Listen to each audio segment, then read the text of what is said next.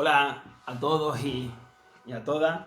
Bueno, pues vamos a ver cómo va este experimento de dar clases vía algún tipo de plataforma online.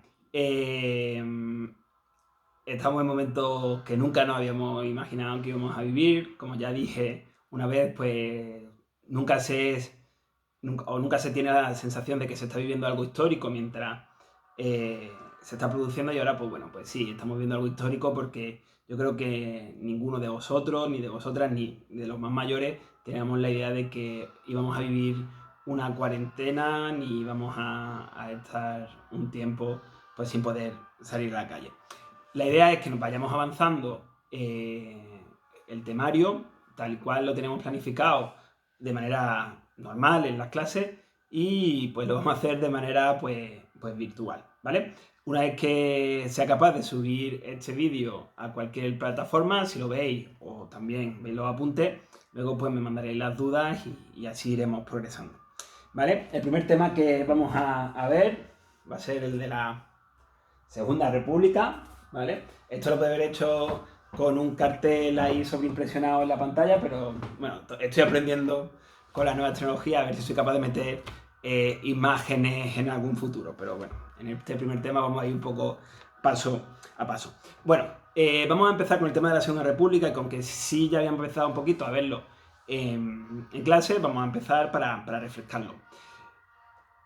La Segunda República comienza pues, con el final de la dictadura de Primo de Rivera. Primo de Rivera, si acordáis, había tomado el poder con el apoyo de la monarquía de Alfonso XIII, entre otras cosas, para intentar que la investigación sobre el desastre anual y los fracasos de la guerra de Cuba no llegara a una buena investigación en el Parlamento, y por eso pues, fue el inicio de la dictadura de Primo de Rivera, y con un carácter transitorio. Es decir, del principio la dictadura de Primo de Rivera tenía la idea de que iba a durar poco tiempo. Una vez que está en el poder, pues no quiere abandonarlo, y eso pues se va haciendo cada vez más contestado por la población. Si la situación política no va bien, pero la económica sí bien, pues o si funciona, la gente no se suele quejar mucho. ¿Qué ocurre? Pues que el impacto del Crash del 29 va a hacer que tenga una gran contestación en la calle, y que finalmente Primo de Rivera pierda el apoyo del rey y finalmente acaba dejando el poder. En este momento, el rey Alfonso XIII tiene varias opciones, ¿no? Y la que opta es por volver a la normalidad constitucional, es decir, volver a un sistema supuestamente democrático. ¿Cuál era el supuestamente democrático? Si era una vuelta hacia atrás a la Constitución de 1876, la de Cánovas del Castillo, el sistema de restauración, la del bipartidismo falso, en el que dos partidos se alternan en el poder, pero el resultado electoral no tenía mucho sentido. Para encargar la transición hacia este supuesto sistema democrático se encarga gobierno al general Berenguer, que supuestamente empieza a tomar las medidas para la vuelta a esa supuesta democracia. ¿Qué ocurre? Que los pasos son tan lentos que llega un momento que los distintos partidos políticos y la sociedad pues empieza a contestarle, a protestar ante lo que se llamó la dicta blanda. La dictadura de Primo de Rivera, pues la dicta blanda del general Berenguer. Es como una comparación. Es decir, ya no se llama dictadura, pero al final es lo mismo, pero un poco menos sólido, un poco menos fuerte. Hubo varios levantamientos, como el de una guarnición en Jaca, y en 1930, el general Berenguer convoca elecciones generales. Estas elecciones generales era el inicio para una vuelta normal a la Constitución del 76, a la normalidad supuestamente democrática, pero hay una gran cantidad de protestas y de anuncios de abstenciones, de que la gente no va a ir a votar, porque no tenía sentido. Si el sistema es corrupto y las elecciones no sirven para nada, pues la gente empieza, la mejor manera de protestar contra este sistema es no participando. Ante esto, el general Berenguer dimite y el rey llama a formar gobierno al almirante Aznar. De nuevo otro gobierno provisional. Por cierto, este almirante Aznar, pariente lejano del presidente José María Aznar, que gobernó España entre el 96 y el 2004. Y Este militar también convoca elecciones municipales. Esto ya lo vimos en clase. Las elecciones municipales, de todas las elecciones posibles, son las que el resultado tiene un menor impacto a nivel de política nacional. Es decir, vamos a elegir los alcaldes de cada pequeño pueblo, de cada pequeño municipio o de cada gran ciudad, ¿vale? Son las que supuestamente menos impacto tiene. Hoy día, cuando tú eliges al alcalde, eliges al que mejor te pone tu calle, al que mejor servicios te da, pero no siempre se interpreta como todos los votos de un partido a nivel de España se suman. Es decir, hoy día es verdad que sí, que si el Partido Popular saca más votos a nivel de toda España, pues se dice que el Partido Popular ha ganado, si lo ha ganado el PSOE o se ha ganado otro partido, ¿no? Pero es verdad que, en principio, los votos del PP en Abril Grande son para el PP de Abril Grande, los del PSOE en Málaga son del PSOE de Málaga, los de Ciudadanos en Cártama son de Ciudadanos, o los de otros partidos, ¿no? Bueno, estas elecciones que se dan el 12 de abril del 31 dan un resultado con dos posibles análisis.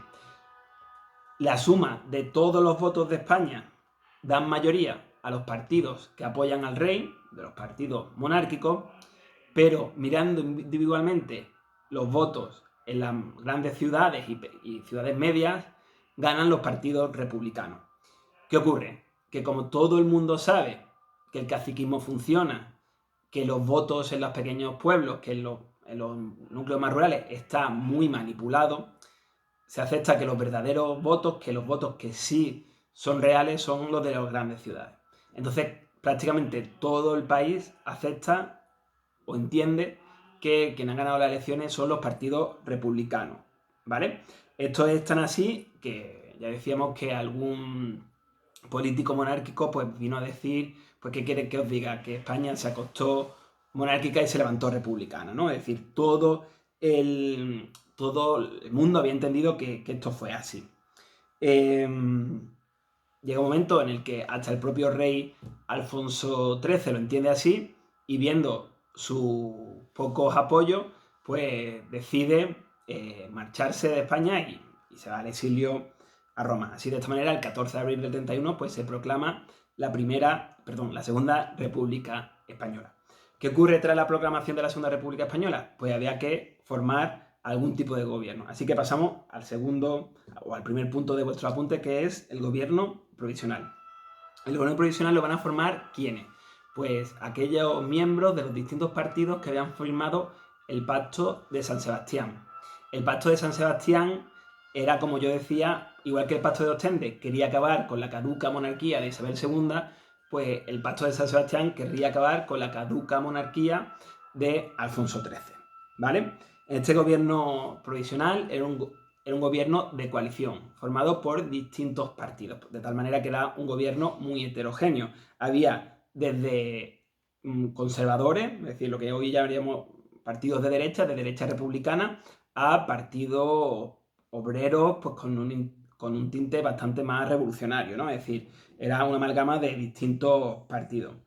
En esto, pues, había de los demás de derecha estaría, por ejemplo, Alcalá Zamora, que fue nombrado presidente de este gobierno provisional, y entre los republicanos pues, progresistas estaba Azaña, que será uno de los personajes con más protagonismo durante toda la Segunda República. Del Partido Radical estará Alejandro Lerroux, por cierto, Partido Radical que no significa que sea más radical. En un principio el Partido Radical es un partido de centro, aunque luego iremos viendo cómo a lo largo de la República se va derechizando y al final pues acaba situado en la derecha. También, bueno, entre los socialistas estaría Indalecio Prieto y Largo Caballero. Ya veremos también uno más moderado, Indalecio Prieto, y otro más revolucionario como será Largo Caballero. Por cierto, es la primera vez que un partido de tinte obrero, que viene del marxismo, pues llega al poder en España. Este gobierno provisional tenía un programa que cumplir, que era lo que se había firmado en el Pacto de San Sebastián. Así se publica un estatuto provisional, no es una constitución ni mucho menos, es una especie de programa que hay que cumplir y que, bueno, pues con unos objetivos concretos que era una auténtica democracia, en contra de lo que había pasado durante los últimos 50 años, bueno, toda la historia de España, que era o directamente que no había democracia o que la democracia era falsa, como habíamos visto en el sistema de la Restauración.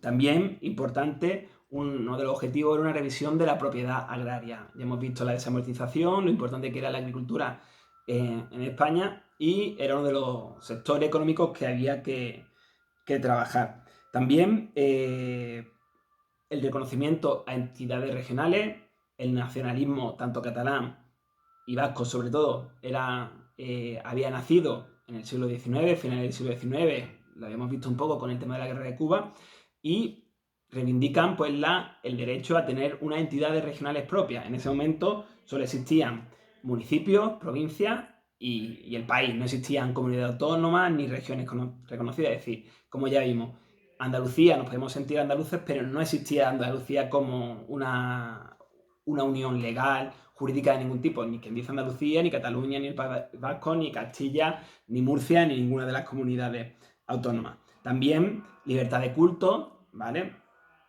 Un gobierno pues más abierto a las distintas libertades. ¿Y qué ocurre?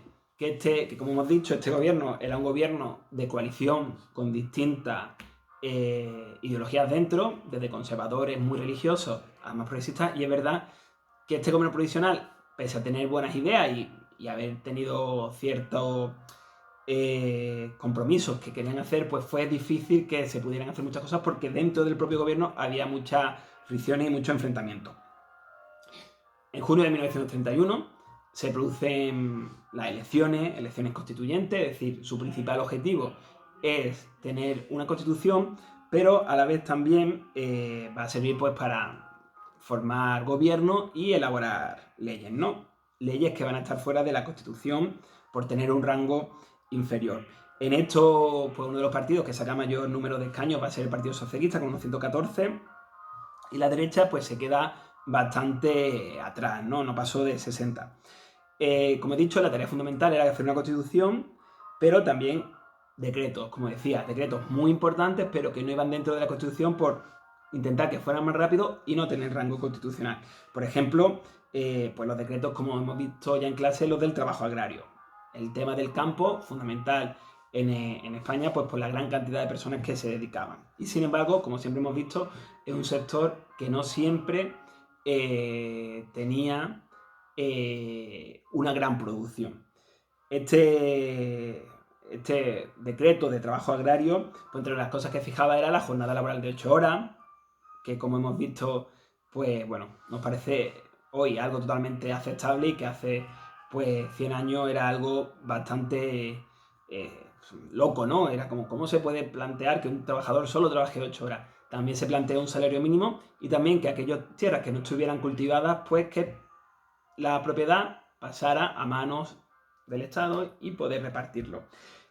Por cierto, muy importante que el tema del campo, de la agricultura, estuviera en manos de Largo Caballero, un socialista, porque como vimos en clase, esto va a suponer que el Partido Socialista, que en sus orígenes solo se dedicaba a defender los derechos de los obreros de las fábricas, cuando cambia su discurso y también se dirige a los trabajadores del campo, es cuando se va a convertir en un partido pues masivamente votado en toda España y bien arraigado, pues como vemos incluso hoy día en el mundo más rural, ¿no? Ese sentimiento de dar derechos al campo y convertirse en un partido ya no solo dedicado al ámbito de las fábricas, que dentro, la realidad es que en España tampoco es que hubiera tanta, más allá de Cataluña y el País Vasco. Manuel Azaña, como habíamos visto, el personaje con más peso, más importante de este gobierno provisional y de toda la República, entre otras cosas, pues va a hacer el juramento de fidelidad a la República. Es verdad que había muchos militares que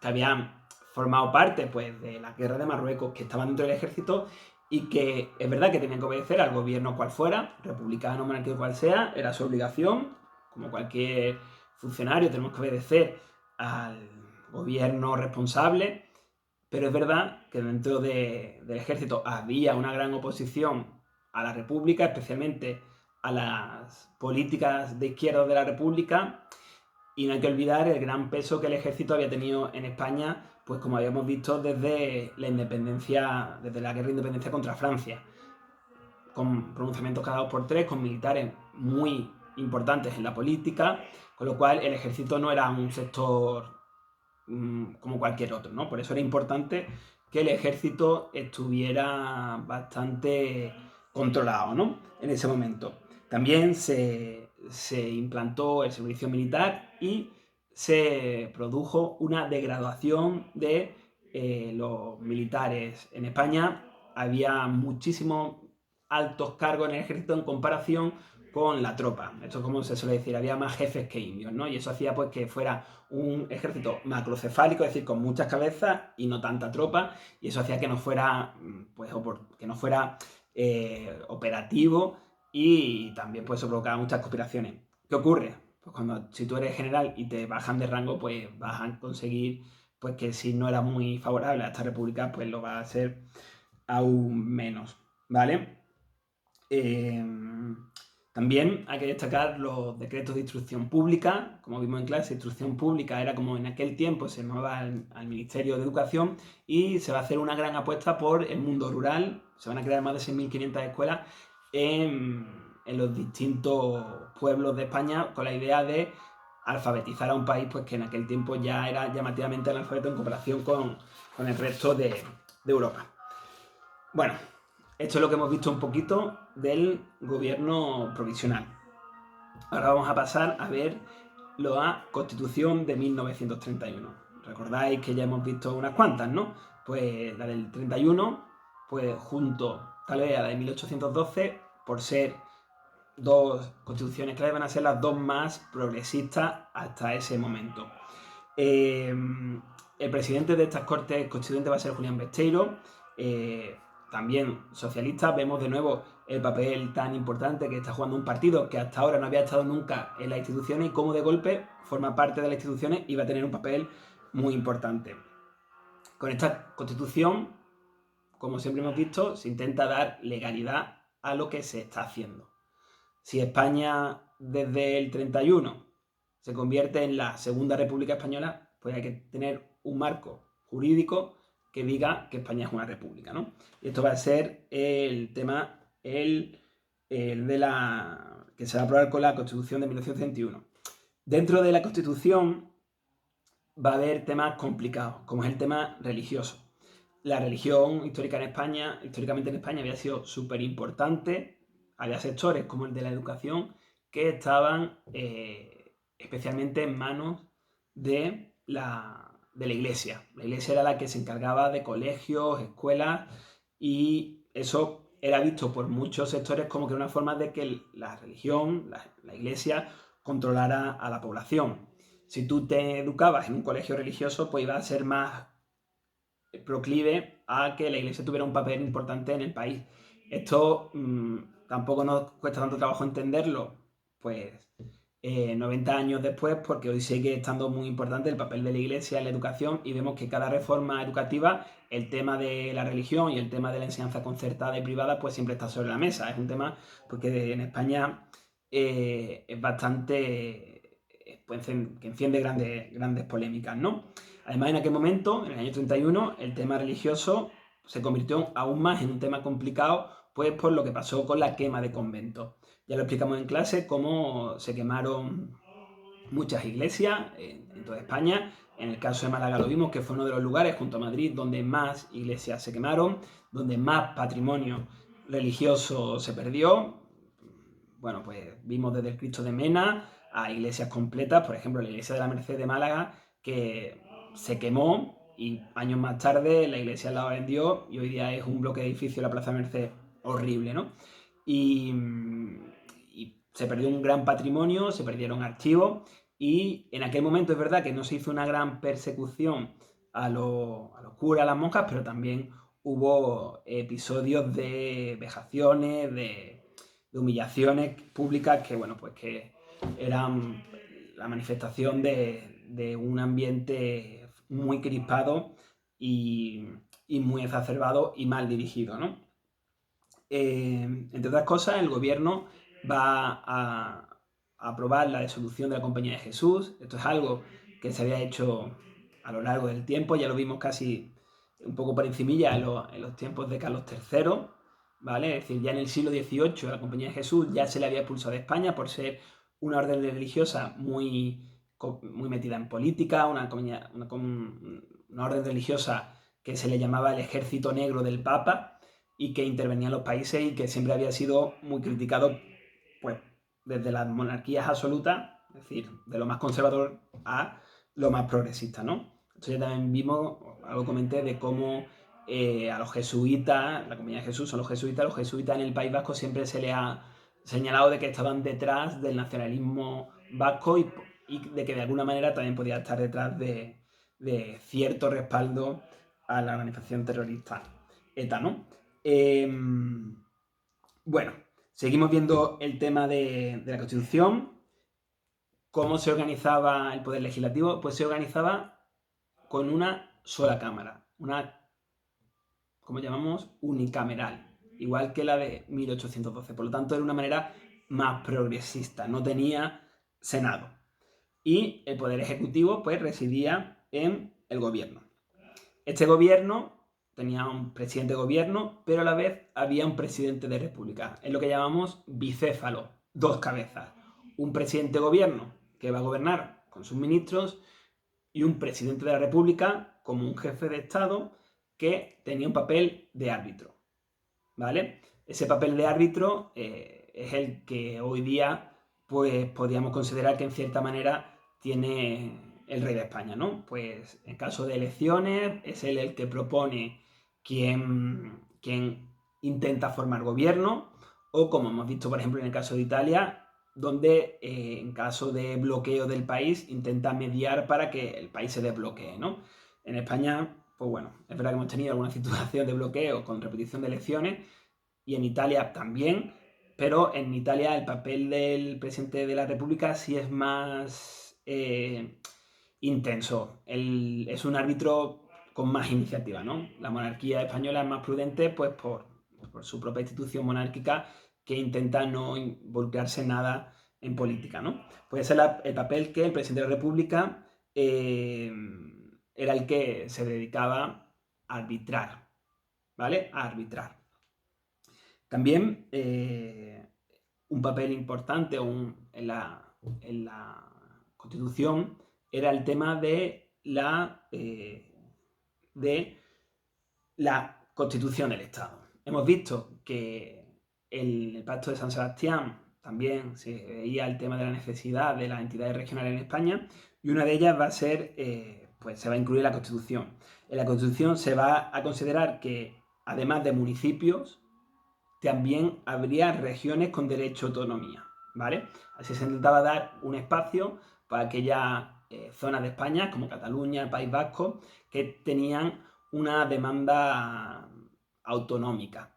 A estos dos territorios se va a sumar Galicia y posteriormente Andalucía. Esto ya lo comenté en clase. ¿Por qué Andalucía es considerada una región histórica junto a Galicia, País Vasco y Cataluña, y no, por ejemplo, Castilla y León? Pues porque estas cuatro entidades territoriales van a tener en la Segunda República un papel estatutario. Como van a tener unas leyes propias, cuando se hace la Constitución del 78, se considera que aquellas comunidades autónomas que han tenido un papel constitucional anteriormente, es decir, en la Segunda República, se les va a reconocer, ¿vale? También la Constitución va a incluir un amplio abanico de derechos, pues bueno, desde el sufragio universal, por primera vez hablamos universal, masculino y femenino. Esto va a ser algo pues que España va a ser pionera. En otros países europeos tan importantes como Inglaterra, Francia, no se va a aprobar pues hasta 15, 16 años más tarde, después de la Segunda Guerra Mundial. Así que España fue pionero. Eso sí, hasta hubo partidos más progresistas que estuvieron en contra del voto de la mujer, porque consideraban que si la mujer votaba iba a estar muy influenciada por los confesores, por los curas, y pensaban que la República iba a dar un giro hacia la derecha. En cualquier caso, esto es como dijo Clara Campoamor, es decir, solo nos vale el voto de la mujer si vota lo que nosotros queremos, ¿no? Así que al final se consiguió el voto de la mujer, y España, pues en ese sentido, pues puede estar orgulloso de ser uno de los países primero donde el voto femenino se consiguió luego se va a perder el masculino y el femenino hasta el 78, ¿no?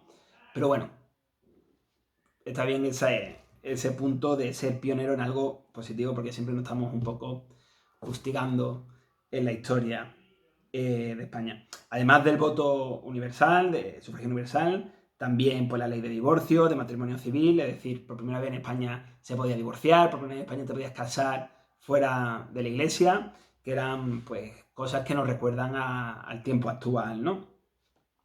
Y también a nivel de la propiedad era privada, pero en caso de necesidad pues se consideraba la posibilidad de la nacionalización, es decir, no era una economía comunista ni mucho menos, no era capitalista pura, era un sistema donde la propiedad era privada, pero en caso de necesidad, pues la nacionalización de algunos bienes era considerada.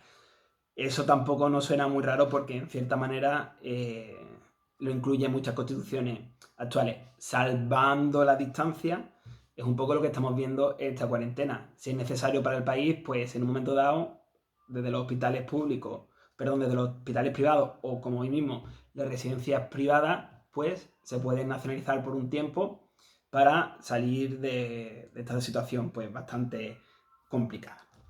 ¿Vale? Iba a decir alguna duda. Bueno, si tenéis dudas ya me las plantearéis. Y vamos a pasar pues al segundo periodo de la República. El primero ha sido el gobierno provisional, se hace una constitución, y el segundo periodo va a ser el bienio progresista, que va a ser del 31 al 33. Este gobierno se va a formar con el resultado de las elecciones a Cortes Constituyentes, es decir, como vimos, con las Cortes Constituyentes se vota a los diputados para hacer la Constitución y a los diputados que van a votar a un presidente o un gobierno, ¿no? Lo primero que van a elegir es a un presidente de la República.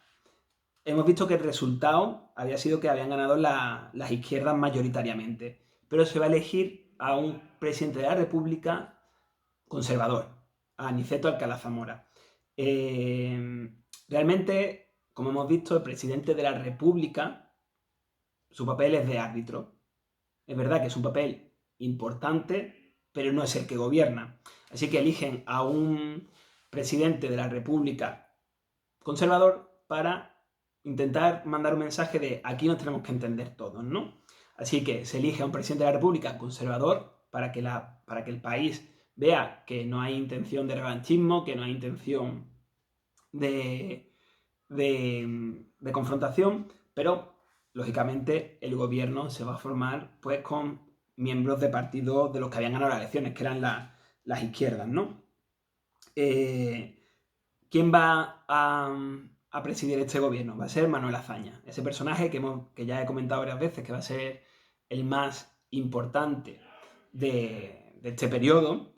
Si bien Manuel Azaña no era del Partido Socialista, que era el que ganaba las elecciones, era de Izquierda Republicana, un partido de izquierdas, de clases formadas universitarias, casi un poco lo que llamaríamos una burguesía progresista, ¿no?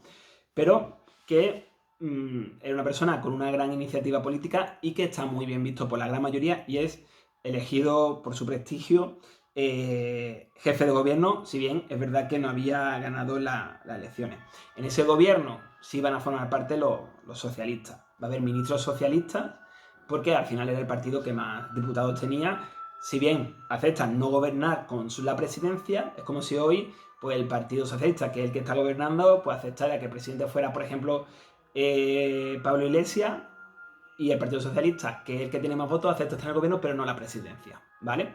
Lo que pasa es que en aquel tiempo realmente fue un poco al revés. El partido que ganó era más radical que el que ejerció la presidencia, ¿no?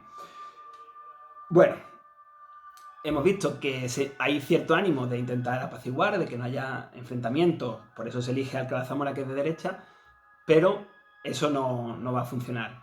Los sectores más conservadores, la derecha más auténtica del país, va a estar en contra de la República. También es verdad que la quema de conventos había servido para que la gente se cabreara mucho.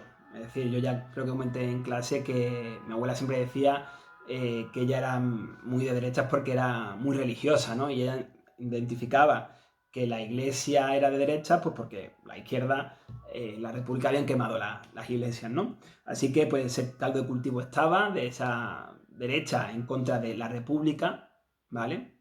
No del gobierno de izquierda de república, sino de toda la república como un sistema que había permitido, entre otras cosas, pues sacarme de convento, de haberle quitado ciertos privilegios a la iglesia. Así se produjeron conspiraciones, por ejemplo, como la del general Sanjurjo en 1962, que es detenido y se le manda al exilio. Y también pues, se crea un partido cuyo principal objetivo era intentar bloquear la República. Este partido va a ser la Confederación de Derechas Autónomas de España, va a ser la CEDA, ¿vale? Los cedistas, los miembros de la CEDA, su principal objetivo es intentar bloquear todas las políticas que vaya a hacer la República para intentar así obstaculizar el sistema. Esto se va a ver con la reforma agraria y también con el Estatuto catalán. De nuevo, el tema nacionalista, de cómo se organiza España, igual que hoy, pues sigue siendo un tema polémico, en aquel tiempo igual. Si yo pusiera textos de cómo algunos miembros de la CEDA criticaban el Estatuto catalán de aquella época, pues parecería que se ha escrito hoy, ¿no?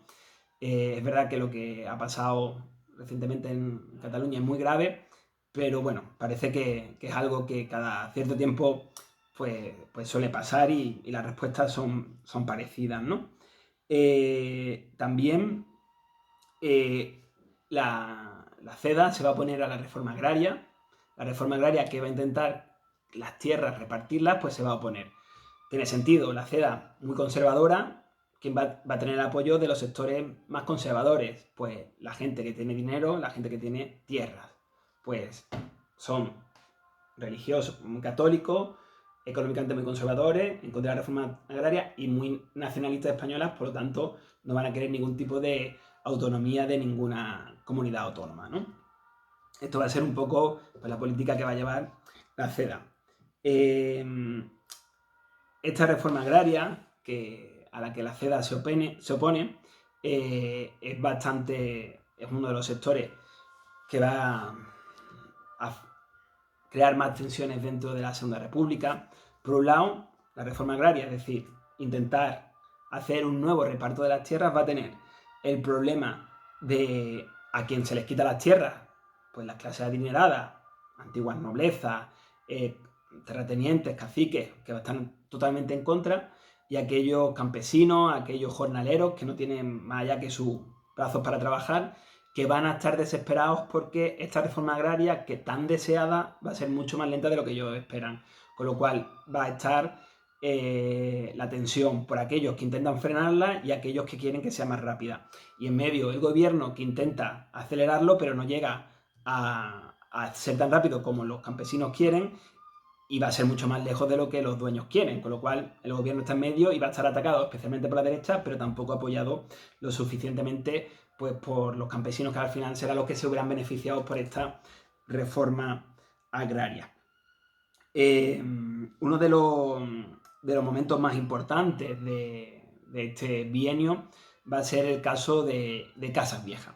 Casas Viejas es uno de los nombres de municipios importantes de España, unido a leyenda negra, a tristeza, a drama. De hecho, hasta el punto que hoy Casas Viejas no se llama Casas Viejas, se llama Benalúp, porque el nombre de Casas Viejas pues suena a matanza, a tristeza, a esa España negra, casi como lo de Puerto Urraco o las Urdes, ¿no? Como nombre oscuro en la historia de España, y es porque se produjo allí una revolución de carácter anarquista, de ocupación de tierras, un grupo de campesinos en un pueblo pequeño que intentó ocupar tierra.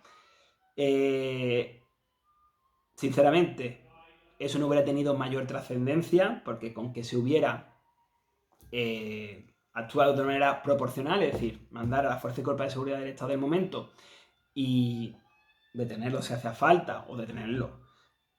¿Qué ocurre? Que la represión fue desproporcionada. Murieron numerosas personas, se quemaron las casas de estos campesinos, que eran chozas con techos de paja. Eso explica la desesperación de estas familias, de la mala situación, y murieron muchas personas, con lo cual el acontecimiento de Casas Viejas, que no hubiera sido más que una pequeña revolución en un pueblo perdido de Cádiz, pues se convierte en un escándalo nacional. Para un gobierno de izquierda, cuyo principal objetivo es darle derecho a la gente más reprimida, a la gente que peores circunstancias tiene en la vida, pues el caso de Casas Viejas va a ser muy duro, porque es como si el gobierno hubiera actuado contra los propios suyos. Y eso va a ser un desgaste muy, muy, muy duro.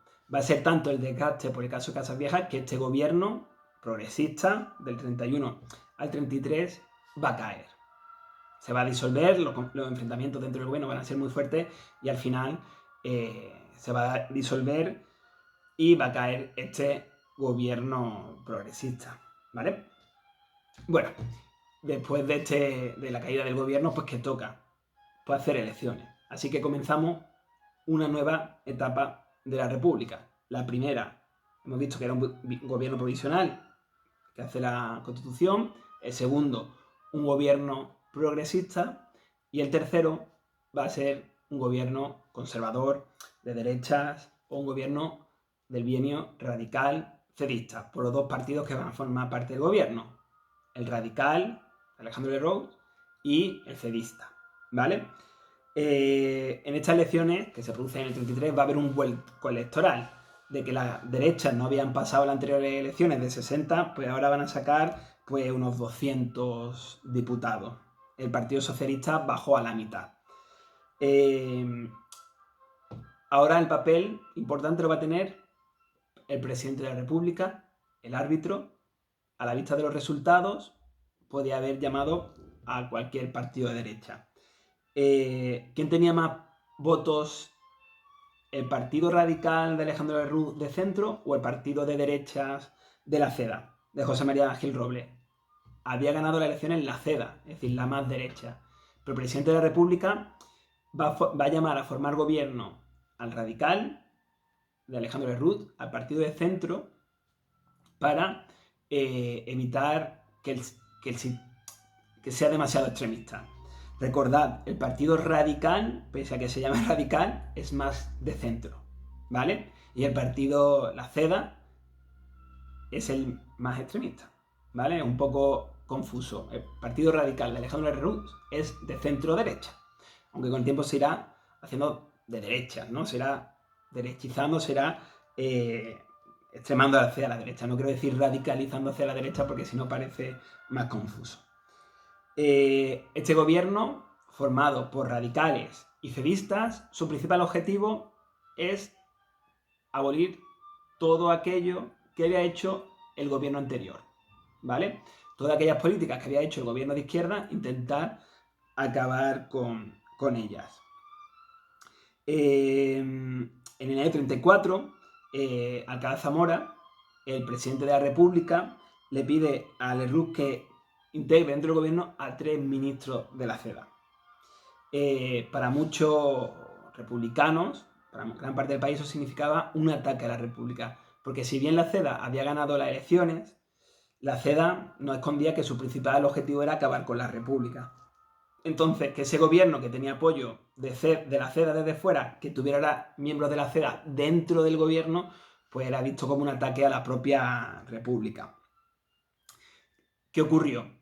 Pues eso, en una situación convulsa del país, pues la respuesta a esta entrada de miembros de la CEDA, de lo que podríamos llamar extrema derecha dentro del gobierno, pues se va a dar con la Revolución de Octubre del 34. La Revolución de Octubre del 34 va a ser un acontecimiento revolucionario que se va a dar en España y que va a tener dos foqueos fundamentales, el asturiano y el catalán. El asturiano va a ser clave porque era un lugar donde el movimiento obrero tenía una gran fuerza, sobre todo en las cuencas mineras. Los mineros, hasta hoy día, si vierais alguna serie, por ejemplo, como The Crown, que está en Netflix, veréis como en el siglo XX en Inglaterra todavía los mineros eran capaces de echar abajo casi un gobierno, ¿no? Porque eran gente muy movilizada y con mucha capacidad de huelga. Pues en España tenían esa fuerza igual y muy revolucionario. Llegaron a paralizar Oviedo y el gobierno de derecha llamó a la Legión con Franco para acabar con esta revolución de octubre del 34. ¿Qué ocurre? Que esa revolución